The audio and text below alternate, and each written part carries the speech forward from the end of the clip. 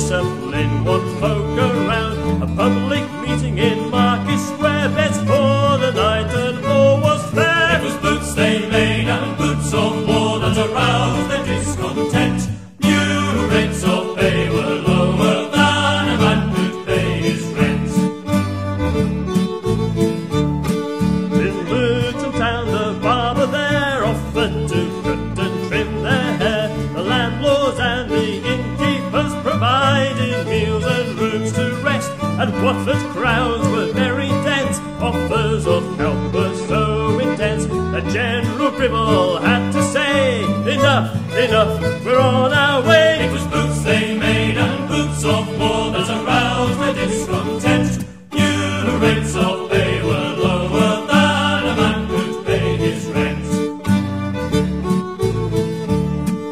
At Hyde Park Corner, with many a speech, on Friday, May the 12th was reached. A deputation raised and sent to find the men of government.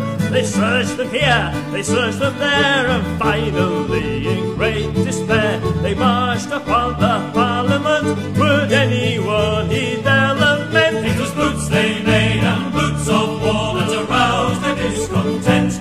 New rates of pay were lower than a man could pay his rent.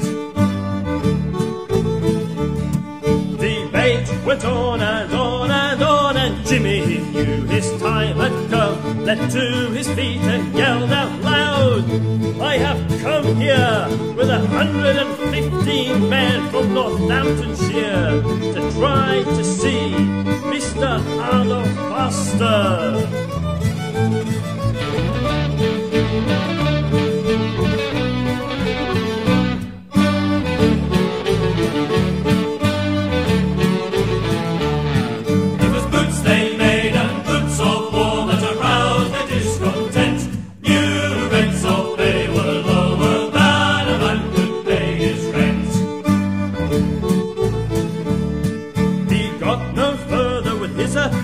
With a dozen policemen at his heel, dishevelled he struggled valiantly. Expelled from Parliament was he, but his point was made, and newspapers were quick to whip up such a fuss. The sympathisers rallied round to cheer the cause of men from wrong. It was boots they made and boots of war that aroused their discontent.